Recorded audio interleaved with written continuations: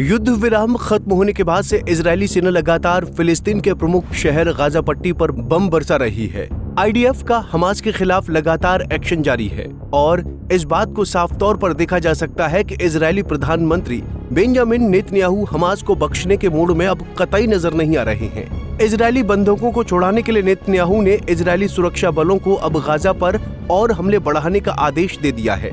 इस आदेश के बाद से मानो इजरायली सेना गाजा पर कहर बरपा रही है। इजरायली सेना अब गाजा पर हर तरह से हमले कर रही है।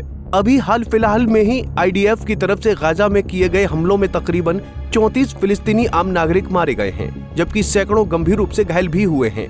मिडिल ईस्ट के अच्छे जानकारों का मानना है कि हमास के खिलाफ पिछले महीने युद्ध फिर से शुरू करने के बाद से इजरायली सेना ने गाजा पट्टी में अपने प्रभाव का बहुत तेजी से विस्तार किया है।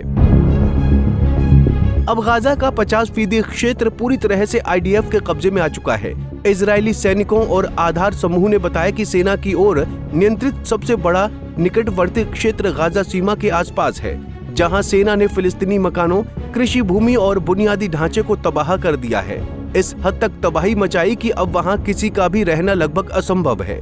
हाल के सप्ताह में इस सैन्य बफर जोन का आकार 2 गुना हो गया है।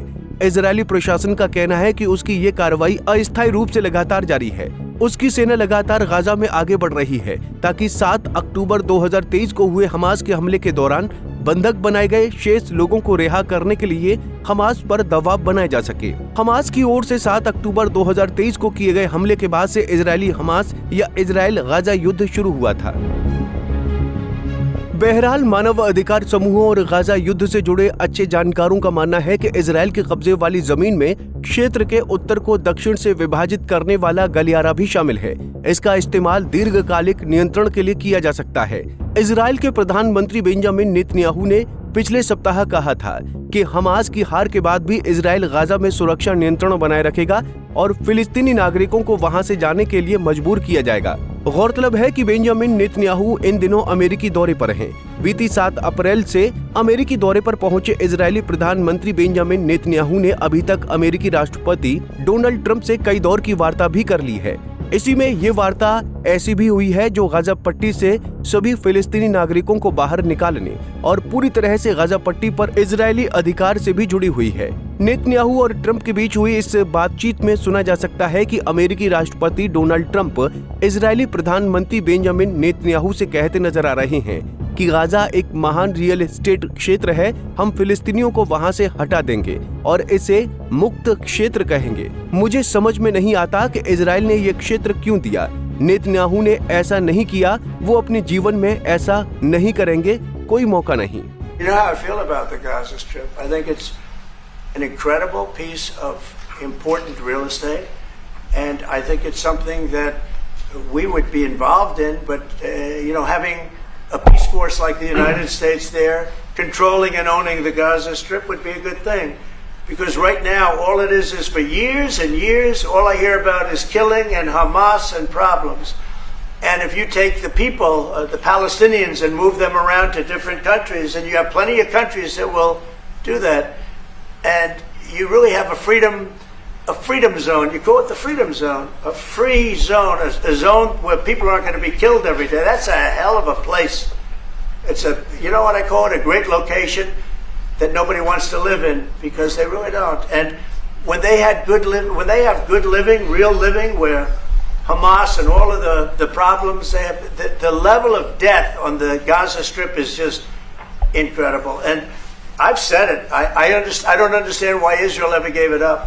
Israel owned it. It wasn't this man, so I can say it. He wouldn't have given it up. I know him very well. There's no way. They took oceanfront property and they gave it to people for peace. How did that work out? Not good.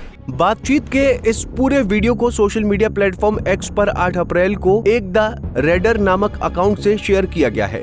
Israel के 5 सैनिकों ने बताया कि Israeli सीमा के निकट ध्वस्तीकरण और buffer zone का व्यवस्थित विस्तार 18 महीने पहले शुरू होने के बाद से ही जारी है। टैंक दस्ते के साथ तैनात एक सैनिक ने कहा कि इजरायली बलों ने वो सब कुछ नष्ट कर दिया जो वो कर सकते थे। फिलिस्तीनी नागरिकों के पास वापस आने के लिए यहाँ कुछ भी नहीं होगा, वो वापस नहीं आएंगे, कभी नहीं। हताहत हुए सैनिकों के बारे में पूछे जाने पर इजरायली सेना ने कहा कि सेना अपने देश की रक्षा के लिए और 7 अक्टूबर 2023 के उस हमले के कारण तबाह हुए दक्षिणी समुदायों में सुरक्षा को बेहतर बनाने के लिए काम कर रही है, जिसमें लगभग 1200 इजरायली नागरिक हमास ने मौत के घाट उतार दिए थे और तकरीबन 251 इजरायली नागरिकों को हमास ने बंधक बना लिया था। इजरायली सुरक्षा बलों का कहना है कि वो गजा में आम फिलिस्तीनी नागरिकों को नुकसान नहीं पहुंचाना चाहते और वो अंतर्राष्ट्रीय कानून का पालन करते हैं, लेकिन हकीकत कुछ इससे परे है। इजरायली सेना पर पिछले 18 महीनों से चल रहे युद्ध के दौरान गजा की महिलाओं के संग यौन उत्पीड़न करने, सहायता कर्मियों को मौत के घाट उतारने जैसे अति गंभीर आरोप लगे हैं। मौजूदा वक्त में गजा की स्थिति बहुत ही भयावह है। उपग्रह से प्राप्त तस्वीरों के जरिए पता चलता है कि जिन इलाकों में कभी घनी आबादी थी वो अब मलबे में तब्दील हो गए हैं। संघर्ष विराम समझौता समाप्त होने के बाद से लगभग 1 दर्जन नई इजरायली सैन्य चौकियां भी बन गई हैं। कुल मिलाकर कहने का यही मतलब है कि जिस रफ्तार से इजरायली सेना गजा पट्टी में अपनी कार्रवाई को अंजाम दे रही है, उसे देखकर तो यही लगता है कि वो दिन ज्यादा दूर नहीं जब पूरे गजा पर इजराइल का ही कब्जा होगा और इजराइल अमेरिका की मदद से सभी फिलिस्तीनियों को गजा से बाहर निकाल कर फेंक देगा और सारे के सारे अरब मुस्लिम देश मुंह ताकते रह जाएंगे। Bureau report, Punjab Kesari TV. हमसे जुड़े रहने के लिए हमारे YouTube चैनल को सब्सक्राइब करें और नई वीडियो की नोटिफिकेशन के लिए बेल आइकॉन को दबाएं।